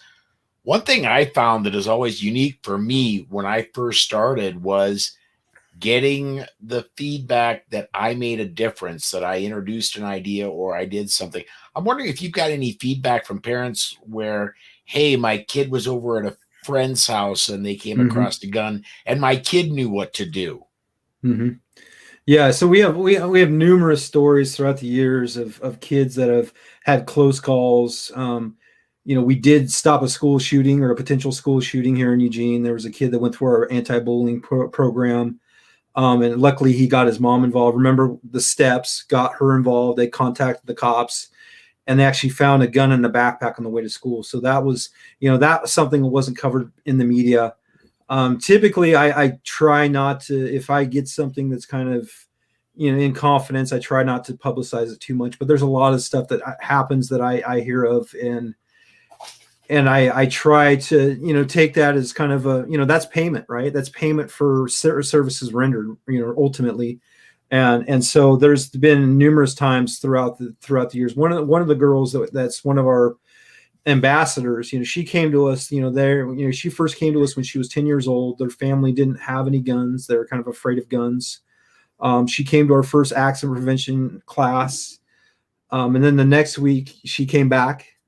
And then she came back again, and she just kept coming back because she enjoyed kind of being around, me, the firearms, kind of learning about, something they're not familiar with. And so then she came to the range. And so her parents invested and so she would come to the range every month with us. And she was a tremendous shooter. I mean, a tremendously talented young girl. And from that point, they ended up buying a rifle. And so she started competing rimfire with that rifle. And then we took her to Arizona for a Guardian long range precision, rifle match. And, she was hitting steel at 1,500 yards and she was, I think 14 at the time. She's 16 now. I mean, they're fully hooked. She's a sponsored shooter now. The parents have, they're a big supporter of the 2A rights.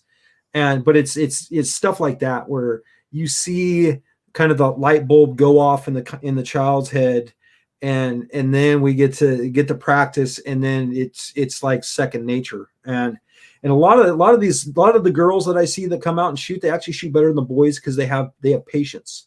It's not something that the young boys have.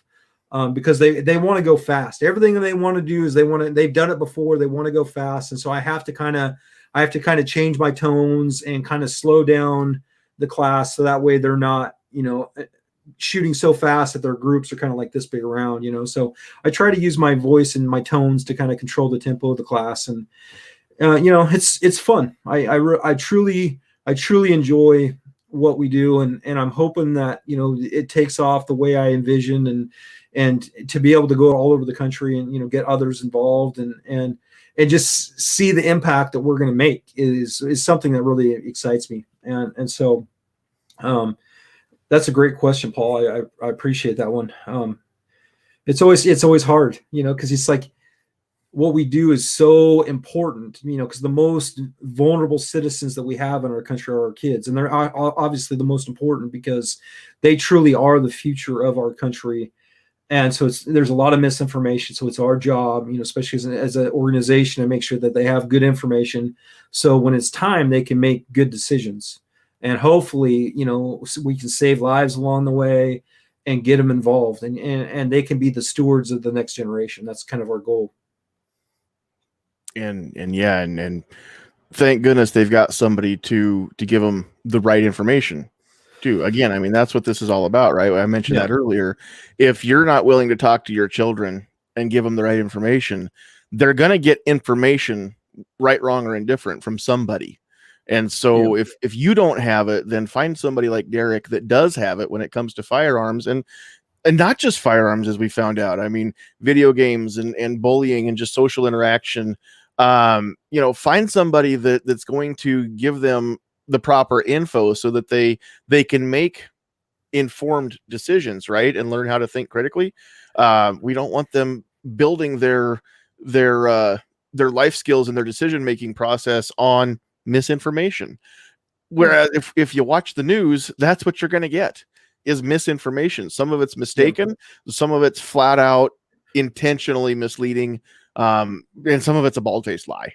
And so we all know that as gun owners. We know that you cannot trust what you see and hear on the news all the time. And honestly, it doesn't seem to matter which station. We're not going to single any one of them out, because whatever your favorite station is, trust me, they spin things. I guarantee that they don't give you the whole story either. So whichever station you're watching, the best thing to do is watch all of them and then figure out what is common between all the broadcasts, and that's probably the truth. I get all my information from Facebook. But then it's fine. If you see it on the interwebs, it's fine. If it's been fact checked, I'm good to go. Yes. Right? Yeah. I was going to say you need to tune into Riding Shotgun with Charlie. Yep. Get Off My Lawn podcast, and you're covered. Exactly. See, what I like to do on my Facebook page, sometimes I'm at work and I'm not actually supposed to be screwing around on Facebook, but I'll be goofing around. I'll see something. I'm not sure if it's true, so I'll just share it on the Sandhills Shooter Facebook page, knowing full well that before I get my next break, somebody is going to have looked it up and tell me if I'm full of crap or not. So I love that about my Facebook page followers that I've got. And plus, the Facebook fact checkers themselves sometimes tell me that I've posted something without context. And my favorite is when I'll post something, I will caption it myself, and when I'll get a Facebook fact check, or they'll cover it up, or or put that warning on there, and then I'll click and read it. It's like, yes, that's exactly what I wrote when I shared this. If you guys would actually read, and these weren't bots that were doing this work for you, then I mean, you could see that. But apparently, and I know I'm live on Facebook and I'm taking a chance here, but apparently the fact checkers and the people that run Facebook have that cranial rectal inversion problem that Pat was referring to earlier. It's not only a politician's perspective tonight. Well, They from what can't I've seen, inhale too deeply, or their lungs will hit their forehead. That's exactly right. From what I've seen in the last couple of weeks, it's not exclusive to politicians. Unfortunately, no, you're right. Yes, and I think we've all been there. If we're going to be honest, we've all been there to some extent at some point. So, all right, we are going to go ahead and wrap things up, because I don't know how much else we need to really cover. So before we sign off and give everybody a chance for some closing thoughts, again, I just want to express my appreciation that we were able to go live on both Facebook and YouTube tonight.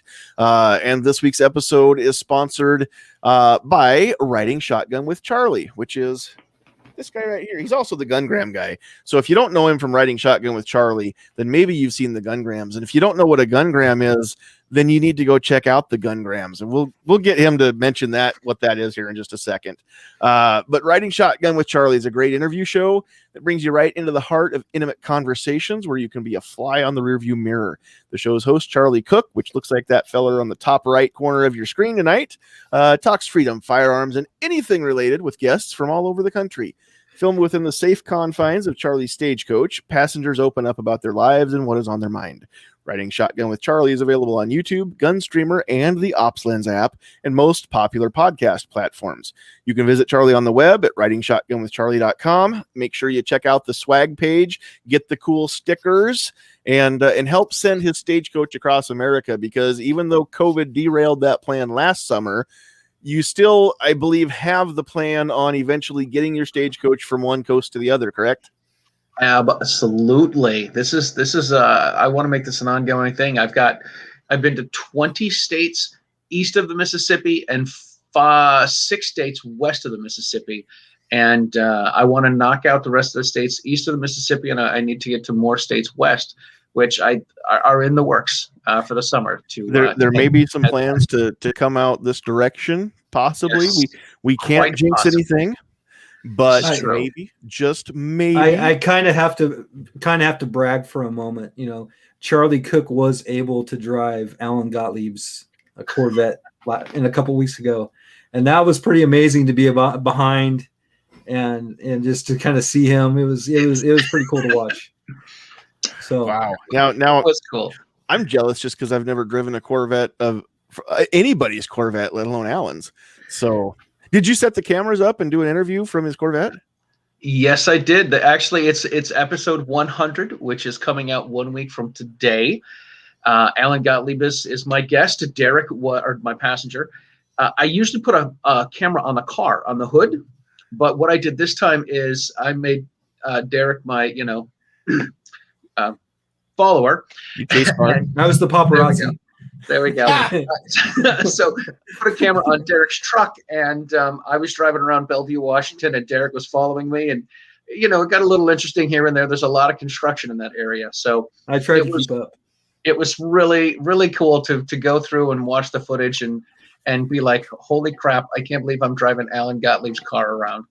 It was really cool, man. I keep telling you, Charlie, man, you should have hammered on it a few times.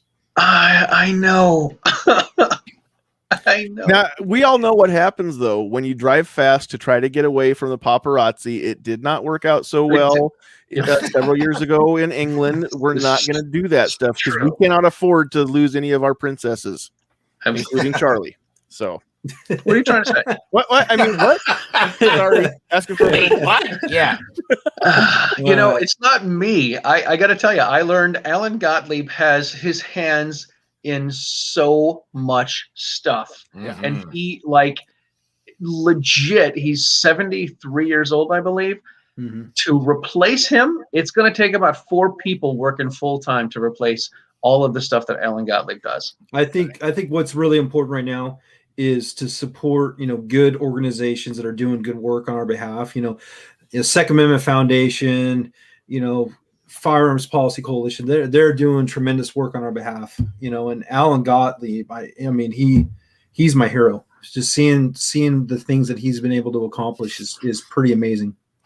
And I'm really thankful for him.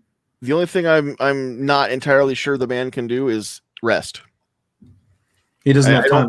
I don't know if he can rest. There's nothing else he can't do from what I've seen. So that'd be cool. And I haven't got a chance yet to meet Alan in person, but I did send him a Facebook friend request here a while back, which he accepted. So I've got that going for me, which is pretty nice. Just saying. It is a good feeling when your idols accept the friendship. That Alan Gottlieb and Larry Zanoff are like 2 of the people that I like. Yeah, I'm friends on Facebook with Larry Zanoff. What about it? I message him sometime. We're trying to coordinate a night that we can get him on here.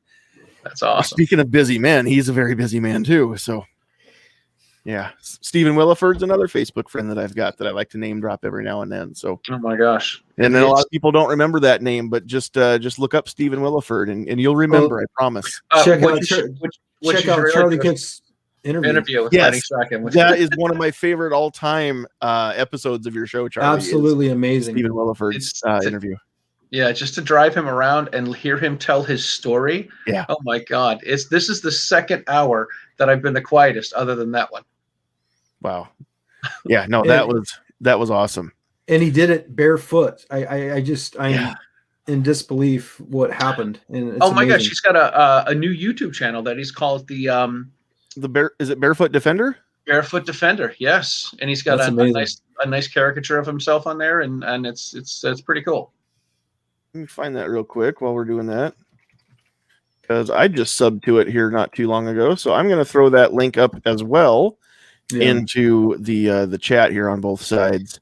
Put that right there. That is Stephen Williford's YouTube channel that he's getting off the ground. He needs a bunch of subscribers, so go sub to that as well. So as does Riding Shotgun with Charlie. If you don't subscribe to Riding Shotgun with Charlie, man, you're just wrong.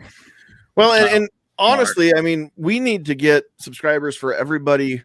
Derek, you probably don't have much going on the YouTube side, do you? Yeah, we have YouTube. I don't utilize it. I'm on TikTok. Believe it or not, I'm on TikTok. One thing I'm not on. That is something I wanted to bring up on my list of things to talk about Derek here. Most of them are good, but he is he has stickers and stamps and temporary tattoos that he does with the little kids. He's a bit of a social media guru. He's on Instagram. He's on TikTok. You know, he's obviously on Facebook, and he's got his website. But he's got some videos of him, the sped up videos where he's putting his inflatable range together, which is pretty cool to watch because it's a process. Absolutely, it's a process. What I think is really cool is he has some Red Riders that have collapsible stocks on them, which I think those are pretty awesome. Not legal in California. And one pump BB guns. Holy! Oh yeah. So I'll let you in on this secret. So, and I think the next week or two we're gonna have the official kits. I mean, they'd be done with the machinist, but we're going to put them out for others to buy across the country. Because there's like all the people contact me all the time wanting to buy these BB guns, but basically it's a Red Rider that I had a piece machined for a buffer tube for an AR-15. So I put Magpul stocks on there. We had to custom modify, the cocking mechanism. Some of them have, a foregrip on them. They're pretty cool, but the whole point of those is I can get like somebody that's 3 years old shooting because I can adjust the gun to fit them. So I can have 3-year-old shooting BB guns, and I can also get the parents shooting because I can adjust it all the way out. So they've been a tremendous hit. So we're gonna have those offered pretty soon to kind of benefit our foundation, and I'll let everybody know. But those I think will be a big hit. So I'm curious because I'm aware that there are inflatable BB gun ranges out there in the world, but I've never actually been up close and seen one in person. So what are the targets? Are they paper targets? Are they foam targets? Okay. They're paper targets. So basically it's okay. The funny stories is everybody that comes up, if they're like 3 or 4 years old, they think it's a bounce house. You don't know how many kids I've seen running across the event, kicking off their shoes. They come sliding into the bay thinking it's a bounce house, right? And I go, this is not a bounce house. This is a BB gun range. And so what it does, it has 2 little slits in there. And so we have 2 sides so we can have 2 shooters at the same time. And, we put on safety glasses. We go through a safety brief before they go in there. So we're covering the 4 basic safety rules. Then we give them a BB gun, and then we teach them how to shoot. And then they get to take the target home. They pose for pictures. And it's a tremendous way to outreach to the public. Like last year, before COVID, we reached 6,000 kids in Oregon and in California, and taught them those skills and ran them through the safety brief. And I mean, it's huge. And so, we have 2 of them. I can't speak for every kid, but I can speak for myself. Had I, as a kid, run across the grass, kicking my shoes off as I went, and slid to a stop to hear this is not a bounce house, I would have been like, oh. Yeah, they cry. I break a lot of hearts that way. But as soon as I heard this is a BB gun range, I would have been like, that is so much better. So do you get that reaction ever, or am I the only weird one? Oh yeah, for sure. Yeah, okay. We turn that frown upside down with a black BB gun that has an adjustable stock, and so that's what's really cool about it but it's fun, and that's part of what we do. Hashtag every post that I see now that you put up, I'm going to hashtag it best bounce house ever. Oh no. So Oh my God, it drives me nuts. But it's been so long because of the COVID. I'd probably appreciate that hashtag actually, because I have friends that give me a hard time about it being a bounce house. Like, it's not a bounce house. It drives me insane. But I want COVID to kind of mysteriously go away so I can start shooting BB guns with the kids. And that's kind of what I'm missing most is the ability to interact with the kids. We can't do, temporary tattoos anymore because of COVID, because 4-year-olds, get COVID and die at higher rates than anyone else, I guess. I don't know. It doesn't make sense, but I miss that part, is the BB guns. That sounds amazing. But soon you can have your very own, and it'll help a very good cause. I actually want to look into that. So I'll send you pics. Send me the info on that. That'd be amazing. Yeah, that might be something. That might be something we can do. Out there in the chat, I'm trolling you. I'm sorry, I had to. So, is there a chat? Is there a troll or what? No, I am. I put up hashtag best bounce house ever, and then I followed it with hashtag it's not really a bounce house. Oh, I'm missing the comments. Is there comments? Oh, there's comments. There's comments. Yeah, you can see what's been going on from Facebook and YouTube. Best bounce house era ever. Yes.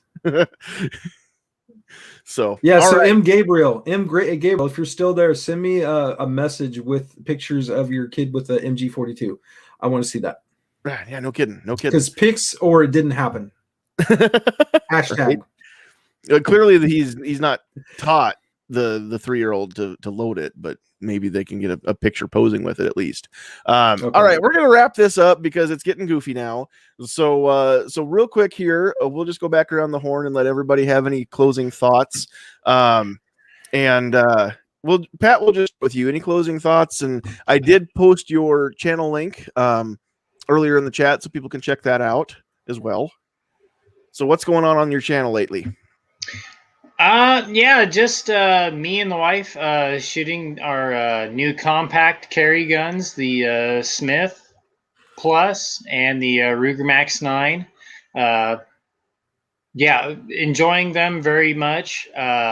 Especially the wife definitely loves the Ruger, and I would definitely recommend that to any of the women out there.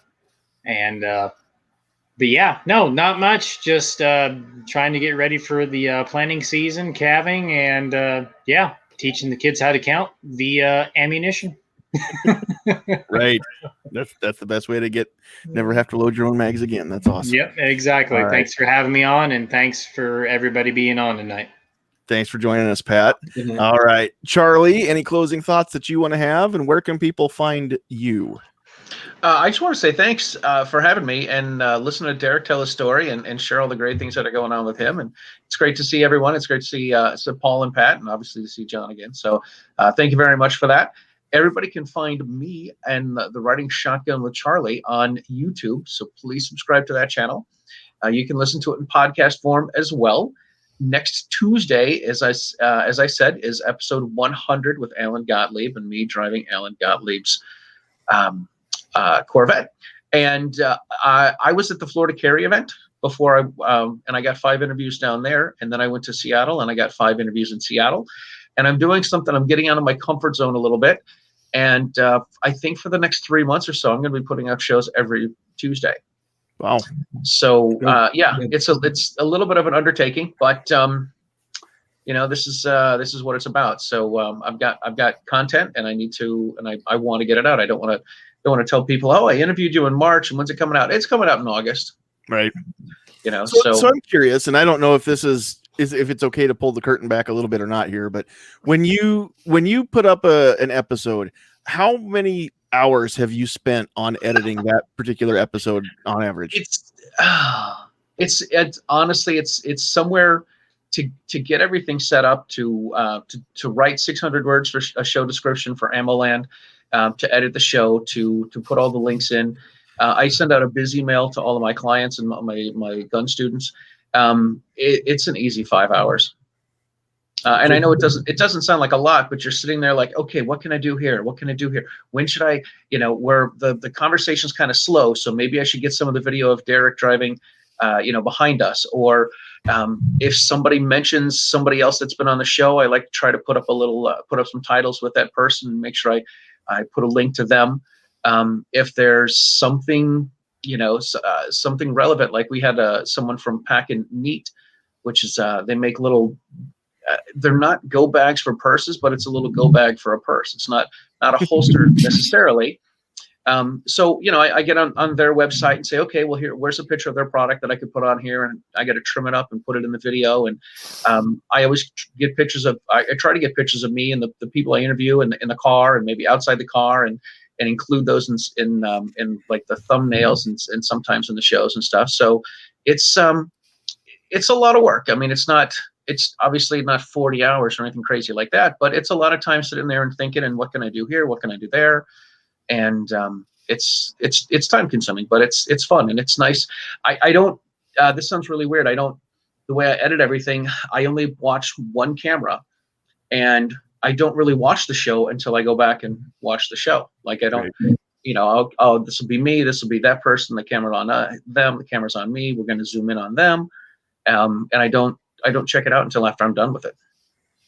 Nope, I understand, but a lot of people don't know how much work goes into, just making one episode. Or, I mean, most of what I do, just because I loathe the editing process, I do in one take on my phone. And you might see, 3.5 or 5 minutes worth of me sitting there in my vehicle talking.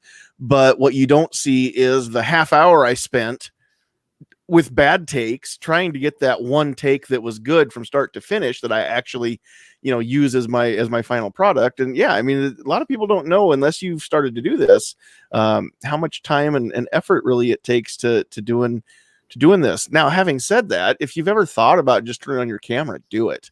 YouTube is free to join. What I want is to make this mainstream. I want to see people posting videos of themselves, not live. You cannot handle a firearm in a live video on YouTube anymore. But just posting videos of themselves being responsible at the gun range, responsibly handling and firing firearms. If we make this mainstream, there's going to be no argument left that, these aren't popular, or 90% of Americans back this particular thing that we're trying to push, when really it's no, they back this idea, but not what you're saying. It's misleading. And again, just go and have fun, and who cares if it looks great or not the first couple times. It's a learning process, right? I mean, none of us made great videos the first time out, except maybe Paul. I don't know. Speak for yourself. Okay, and Derek. We know that Derek's are all great too. I'm just Who kidding. are you talking about? Come on, I have man. 24 Come on, followers man. on YouTube. Come on. Right. So, all right. Well, Charlie, Hey, don't take yourself so seriously. This is the most important thing you can learn from this. Okay. Yeah. Yes. Is to be able to laugh at yourself and don't lose any sleep over other people's opinions. Okay. It's most important thing I've seen the last 3 weeks. Okay. Exactly. Right. All right. I couldn't have put it any better, Derek, right there. Okay, Paul, any closing thoughts that you want to get out, and then where can people find you? I want to go off on the don't take yourself so seriously and have fun with it. I have never gotten as many comments in my life doing social media and doing podcasting as I have since I got the big microphone with S.A.F. Mm-hmm. And I've started having fun, and I mean really having fun, with negative comments. And I actually look forward to going onto the S.A.F. People message S.A.F. through Facebook thinking they're going to get to my boss, Alan Gottlieb, and try to get me fired. And I actually have fun with that, because guess who it goes to? And it isn't Alan Gottlieb. But anyway, I think his name rhymes with Lol Pathrop. That could very well be. But yeah, you're censoring the people, Paul. How dare you? But anyway, no. And if anything, if serious were ever to come about, there's at least one other person that has access that could get me fired, that can look at the history on Facebook. But I have fun with it. And I mean, sorry, go ahead. Sorry. You've got to have a little bit of a thick skin to do it, but do it. Podcasting, believe it or not, which is what I was started out as, is a little more expensive, but you don't have to put your face out there, and you've got a lot more editing capability, and editing's easier to edit audio only. But you're still looking at $20 a month. Get your voice out there. If you want to do YouTube, get your face out there. My first week when I did podcasting, I had 6 downloads. 2 of them were me. And I've got, I don't mean to brag, but I've got a pretty decent audience right now. You can make it. It's just getting started, and don't ever, ever, ever, ever quit. Yep, exactly right. Yeah, and I don't have a big Facebook page or a big YouTube channel, but I get some pretty negative stuff every now and then. Usually it's because I posted a post that somebody got butt hurt over, and they decided to oh shoot, I forgot what's the word now when you're mad about an issue but you attack the individual person instead. Cancel? No, there's something else that there's a Shaming? kind of buzzword that's going on now. It's I'll figure it out, and we won't be on the live on the air anymore by the time I figure it out. But, if anybody out there in the chat knows the word I'm talking about, it's the root of the word is hominid or it's basically when you're mad about an issue, but instead of being mad about the issue, you just want to tear down an individual person instead. And anyway, yeah, you got to expect some of that, but I'm with you, Paul. I like to just mess with people, and I figure that if I ever call them names or say mean things back to them in a what I think is intelligent way, that they've won, and I refuse to let them win. So I try to come up with intelligent ways to or what I think sounds intelligent ways to insult them without actually coming out and calling them names, and just saying that my dad's bigger than your dad or something like that. So it can be kind of fun, and it's good exercise for my brain. So yeah. But where can people find you if they want to check out what you're doing online? There are several places. I'm going to first recommend you go to the Second Amendment Foundation's Facebook or YouTube page. I do a daily broadcast Monday through Friday there called The Daily Bullet. Also, I do another show on that platform called the Polite Society Podcast. That's the show that started it all. I do Wednesday nights, and I do the Armed Society Podcast. That somebody I was having a hard time coming up with a name for that show. And, I think I really owe a beer to the person that suggested. John, do you remember who suggested that name? I'm not sure who suggested it. If it's who I'm thinking of, you're probably going to have to owe him a Mountain Dew, because beer and that guy don't get along with each other. They don't even like each other. Okay. So, but he's a cheap date, because, you buy him a Mountain Dew and he's a pretty happy guy. Okay. But I have no idea, folks, who he's talking about. Exactly. I do the Armed Society Podcast Wednesday nights. I do the Weekly Bullet on Saturday afternoons. That's a more long form version.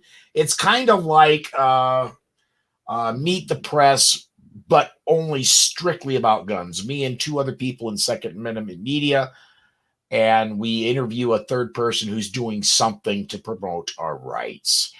And then the other thing that I do, and that I would really encourage people to check out, I'm not on this show usually, but I am the video producer for Eye on the Target Radio on Sunday afternoons. It's a nationally syndicated radio program. They're trying to put out video to go with the audio. And so I use my computer system and software, and I help put them on the air. But that's at Sunday at 4 p.m. Central Time, the only time zone that matters. The only time zone that matters. Exactly right. We're right here in the center of it all. Don't roll your eyes at me, Charlie. I see that. Okay, give credit where it's due. That actually came from our friend Travis P11, who's another Nebraskan who does a lot of stuff on YouTube. So check out Travis P11. It's all one word. But he's the one that started saying that. And he's got a great podcast Saturday mornings at 8 o'clock Central Time called Caliber Corner. And he talked, it's all gun stuff, but he's got some cool things that he covers there too. So, all right, Derek, where can people find you if they want to reach out to you or find more about what you're doing or where you're talking about it? So you can find us on our website, kidsafefoundation.org with 2 S's. You also can find us on Facebook, Instagram, Twitter, and TikTok. TikTok's a lot of fun there. We had a couple videos that gotten a couple 100,000 views, so it's fun. I get kind of shadow banned, but it's nice to be able to use a different platform. Yeah. I got to tell you though, Derek, I'm not going to check it out if you start an OnlyFans page. It's in the works. Somebody had to go there.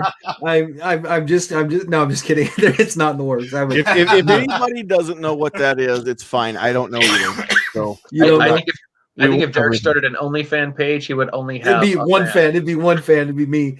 Or actually, so Paul, I wanted to say thank you for all that you do on our behalf. I've been kind of tuning in to what you're doing, and I think going forward, we're in an information war right now, war for information. I think, and what you're doing on behalf of the Second Amendment Foundation is really critical, and it's educating a lot of people. So I'm really, really thankful that you are out of a truck and you're following your passion and you're doing a really good work. So thank you for that. I'm glad to see you and Susan doing well. And so thank you. Thank you very much. And dude, you're my role model, Paul, because I would love one day to be able to get paid to do some of this stuff and get paid to follow my passion. You're living proof that it can happen. It doesn't happen overnight, and you've got to work hard and make a lot of connections, and everything kind of has to align perfectly to do it. But it can happen. So maybe one day, I'll make it, right? That's one of my fun things to say. I'm one step closer to making it. Now that I'm meeting some people and doing some stuff, and who knows what'll happen one day. It's up to God and what he chooses to give me or not give me. So, well, he is the media demigod. That's true. That's true. There you go. And he didn't get to say demigod overnight. The same with Charlie Cook. I'm really looking forward to 100 episode next week, and looking forward to 200 more.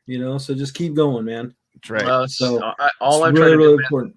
I'm looking forward to the day that you can mark Nebraska off your list. I can't wait, man. Need to get to. So all I'm trying to do, Lord willing, and the creek don't rise. It'll maybe happen hopefully this year, but we don't know yet, and we're not going to jinx anything. So, okay, real quick before we go, fast, if I could, I want to add one more thing before you shut down. Yeah, I want to go off on it didn't happen overnight. I just put out today episode 581 of the Polite Society podcast. That's amazing. And that's not a daily episodic show. That's a weekly episodic show. So 581 weeks is how many years, Paul? I started with more than one a week. I've been at this for a little over 9 years, and I was at it for almost 8.5 before I got hired by S.A.F. There you go. All right. So don't ever quit. But I'm writing that down. Paul. I wrote get your face out there, so don't ever quit. I'm going to put that down. Paulisms.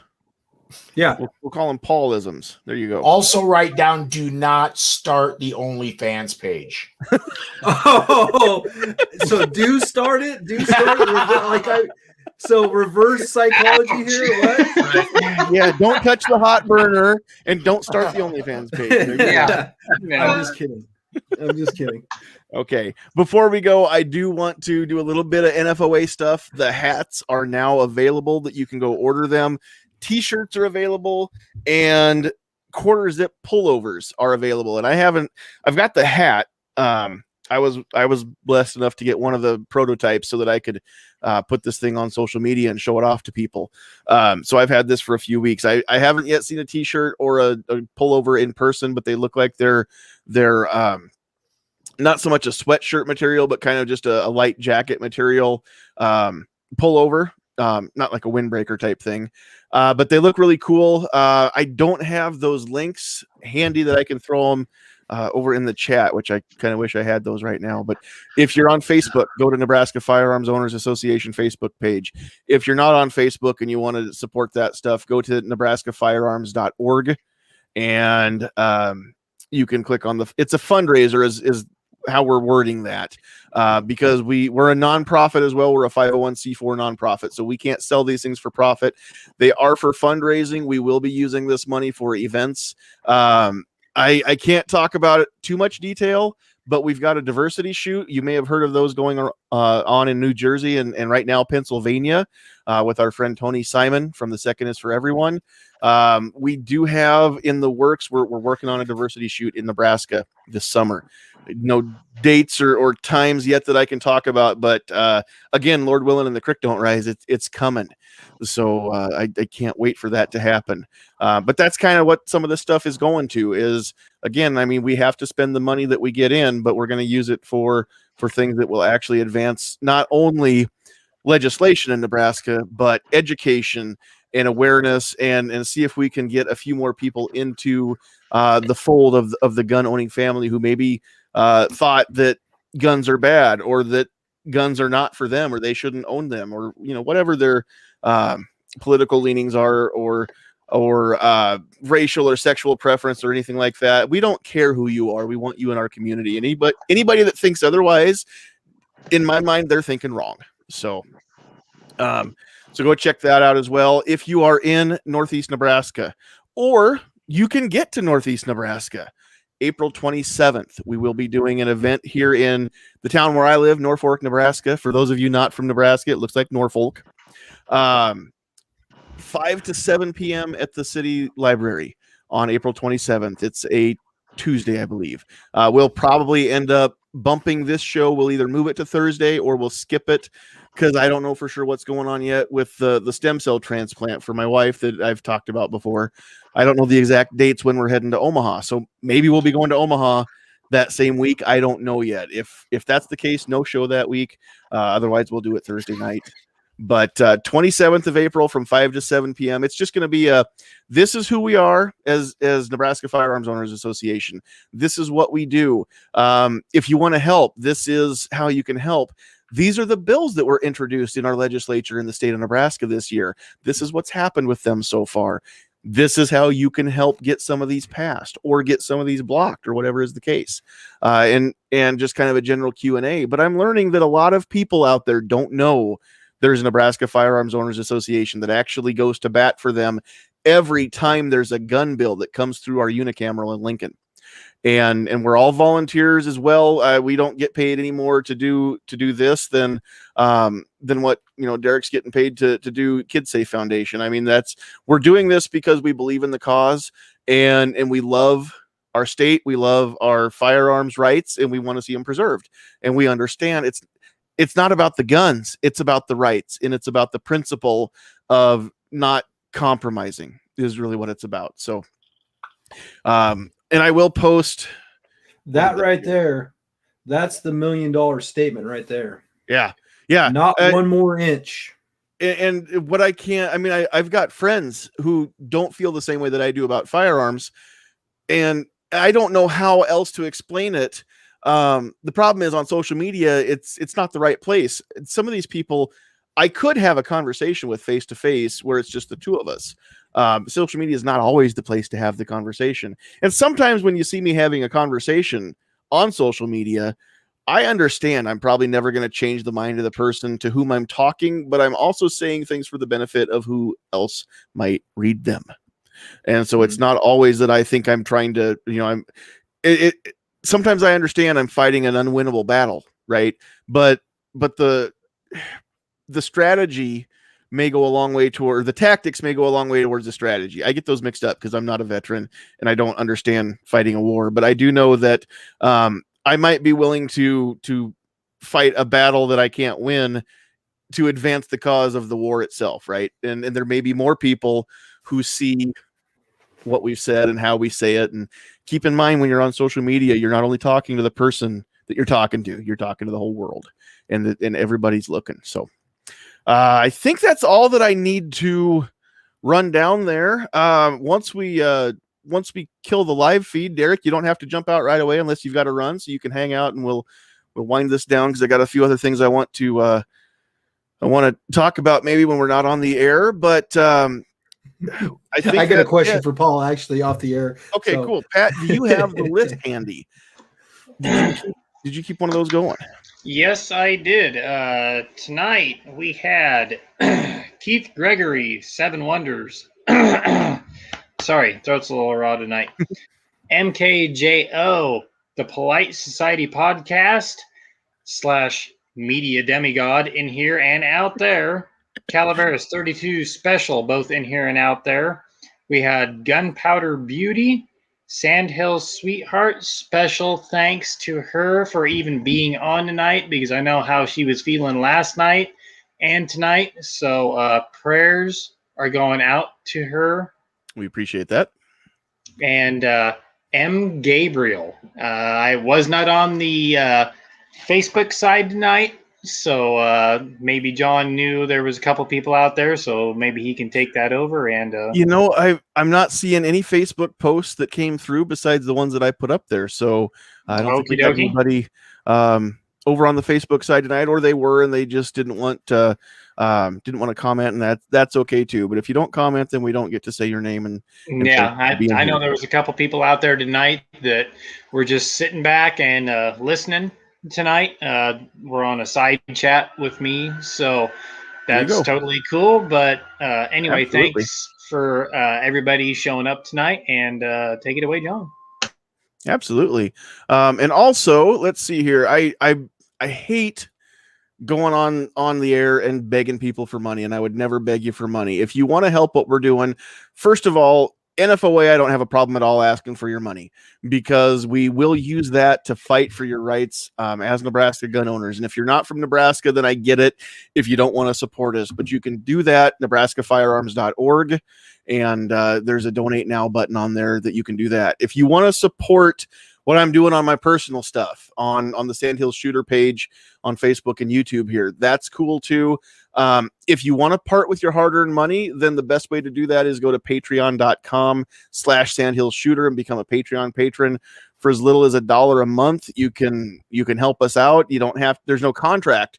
You can do it for a month and then not do it. You can go to blackswantactical.com and find the Team Sandhills collection and get the cool hat that Pat and I are both sporting. And it's not in the room. I've got one of the other hats, the Sandhills Sweetheart, her fight is my fight hat, but I left it in the other room. But you can check those out.